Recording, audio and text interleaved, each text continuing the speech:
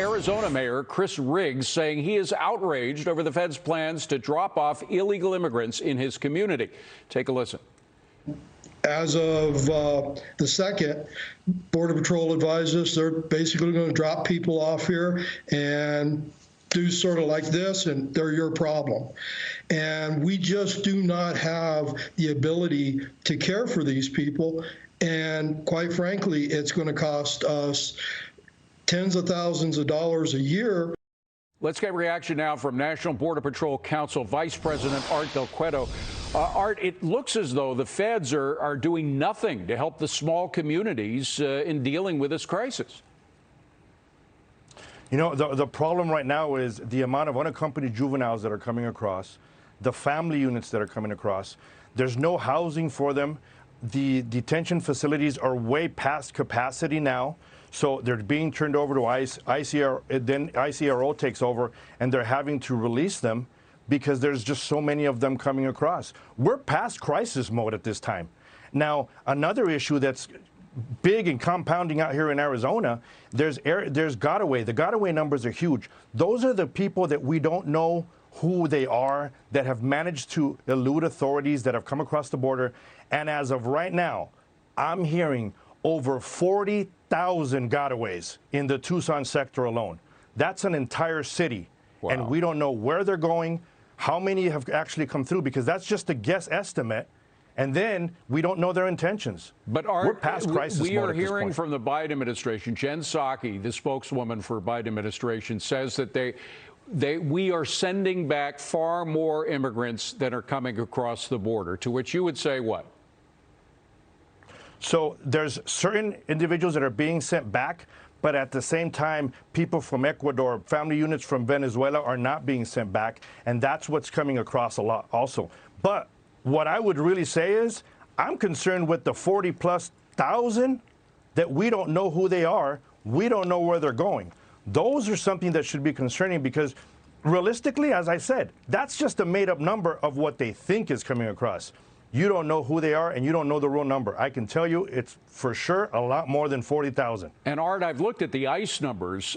In the month of February, we had about less than half. I think it was about a third of the number of ICE arrests that were done in the months preceding. And of course, that's despite the fact that we've had far more people flooding across the border. So one would expect the ICE arrest numbers to be more, not so much less. What's going on there?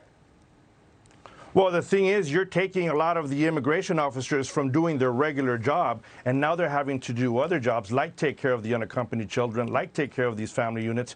There's areas where they don't have the proper facilities for shower, so you have agents that are transporting, unaccompanied juveniles from one facility to the other just so they can have shower services and then bring them back, turn them over to ICE, and then ICE is having to release them or find some other organization that'll take them over and try to find a family member within the United States.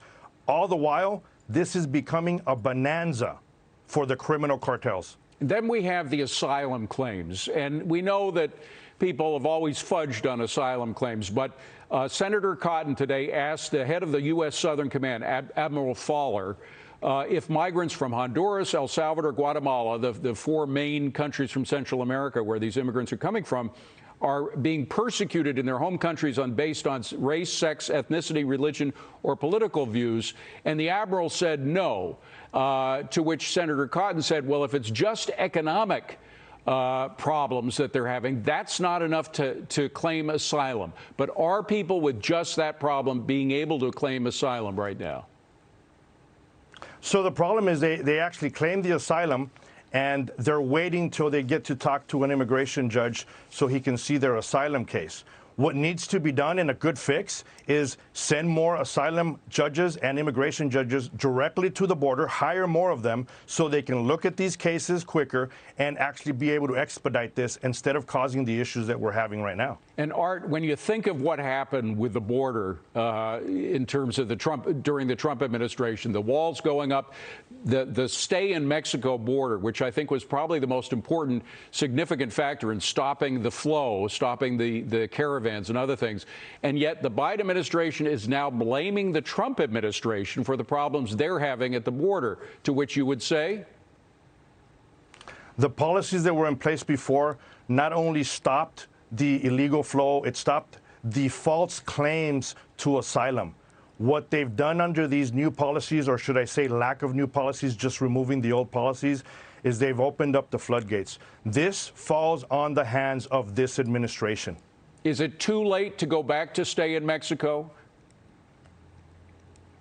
You know, you have to do other things in place and be able to apprehend the individuals that have entered at this point already illegally and try to send some of those individuals back. Look at what you have in the holding cells. It's never too late. Something definitely needs to be done. But as I said, we're past crisis mode. Something needs to be done, and it better be done quick. Art Del Cueto, thank you for your service, Art, as always. You do great work.